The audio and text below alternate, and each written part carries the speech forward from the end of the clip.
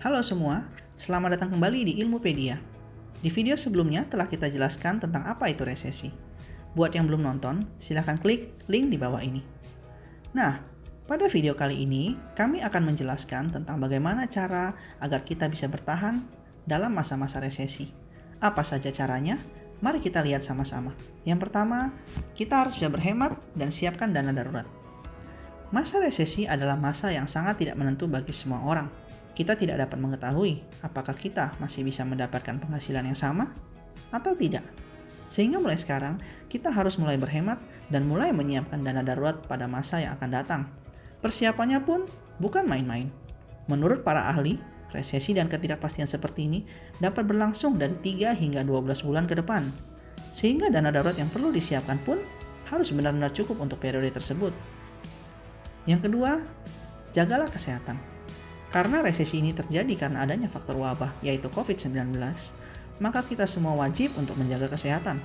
Jangan sampai kita terkena penyakit yang tidak kita inginkan, apalagi terkena COVID-19. Jika terinfeksi, kita akan dikarantina dan pasti akan mengganggu aktivitas dan pekerjaan kita.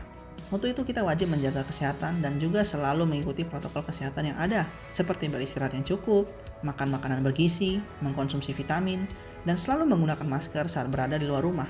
Yang ketiga, kreatif. Ada satu filosofi menarik dari bahasa Mandarin di bawah ini. Dua kata ini adalah wei qi, yang berarti krisis. Jika kata ini dipisah, maka kata ini akan terdiri dari wei, yang berarti bahaya, dan qi, yang berarti kesempatan.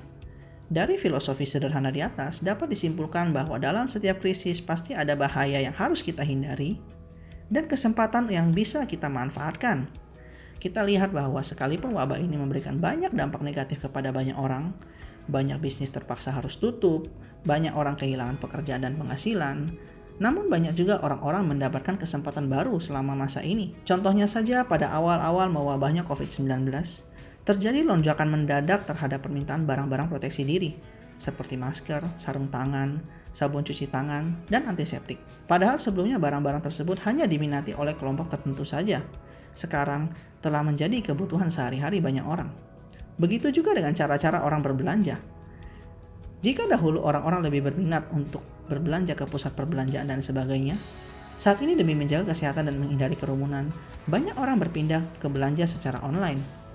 Untuk itu kita juga harus kreatif di mana pada masa krisis seperti ini pasti akan ada perubahan-perubahan baru yang barangkali dapat kita manfaatkan untuk mendapatkan penghasilan. 4. Yaitu mengurangi hutang dan segera lunasi cicilan. Jika biasanya kita memiliki pekerjaan yang baik, penghasilan yang tetap setiap bulannya, kita pasti akan mampu melunasi hutang dan cicilan kita secara rutin. Namun pada masa-masa resesi seperti ini, ketidakpastian ekonomi dapat menyebabkan kita untuk kehilangan pekerjaan dan penghasilan rutin kita. Dan kalau penghasilan kita berkurang, pastinya kita pun tidak akan mampu untuk melunasi cicilan-cicilan kita. Untuk itu kita perlu untuk mengurangi hutang kita dan segera lunasi cicilan-cicilan yang kita punya. Jangan sampai saat penghasilan kita berkurang, kita malah lebih terbebani karena cicilan kita masih banyak. Dan yang terakhir, mengamankan aset yang sudah ada. Buat teman-teman yang sudah memiliki tabungan dan aset-aset pun harus tetap waspada terhadap resesi. Kita juga perlu melindungi aset kita dengan cara diversifikasi. Ibaratkan saat menyimpan telur, janganlah kita menyimpan telur pada satu keranjang yang sama. Jika satu keranjang jatuh, maka pecahlah semua telur kita. Demikian aset kita. Janganlah kita menyimpan semua aset kita pada satu tempat yang sama. Pisahkanlah aset kita di tempat, jenis, dan kelas yang berbeda. Ini agar dapat menjaga nilai aset kita agar tidak hilang ataupun tergerus oleh inflasi. Aset kita dapat kita pisah dengan cara menabung di beberapa bank yang berbeda, membeli aset lain seperti emas, tanah, dan sebagainya. Sekian video dari kami, mudah-mudahan video kami dapat bermanfaat bagi kita semua. Jangan lupa like video ini, subscribe di channel kami, dan share videonya. Terima kasih.